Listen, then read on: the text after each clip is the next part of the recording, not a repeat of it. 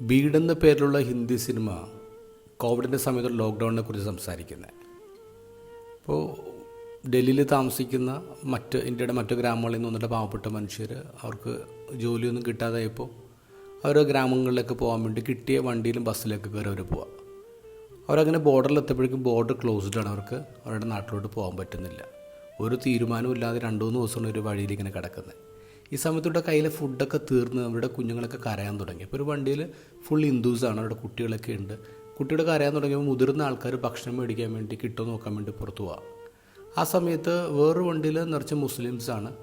അവരുടെ കയ്യിൽ extra food packets ഉണ്ടായിരുന്നു. അവർ ഈ കുട്ടികളുടെ കരച്ചിൽ കേട്ടിട്ട് ഈ ഫുഡ് കൊണ്ടുവന്ന് കൊടുക്കുക.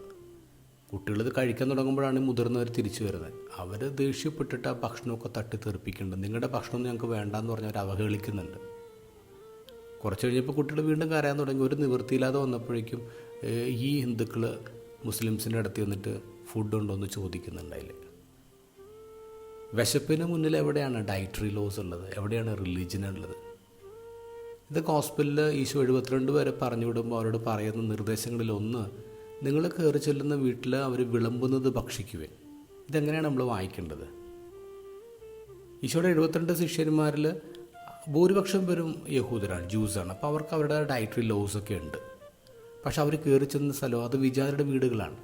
അവിടെ ചെല്ലുമ്പോൾ അവർ കഴിക്കുന്ന ഭക്ഷണം ഇവർക്ക് ചിലപ്പോൾ നല്ലതായിരിക്കില്ല. പക്ഷേ ഈശോ എന്താ പറയുക? അത് കഴിക്കണം, അത് വേണ്ടാന്ന് പറഞ്ഞവർ അവഹേളിക്കരുത്. ഈശോ വേറെ അവസരത്തിൽ പഠിപ്പിക്കുന്നുണ്ടല്ലോ, പുറത്ത് നിന്ന് അകത്തേക്ക് കയറുന്നതല്ല, അകത്തുനിന്ന് പുറത്തേക്ക് പോകുന്നതാണ് നിങ്ങൾ അശുദ്ധമാക്കുന്നത്. അപ്പോൾ അവൻ എല്ലാ ഭക്ഷണവും നല്ലതാണെന്ന് കൃത്യമായിട്ട് നമ്മളെ പഠിപ്പിച്ചിട്ടുണ്ട്. നമ്മുടെയൊക്കെ റിലിജൻ്റെ ഏറ്റവും വലിയ ബ്യൂട്ടി എന്ന് പറയുന്നത് എല്ലാ ഭക്ഷണം കഴിക്കുക എന്നുള്ളതാണ്.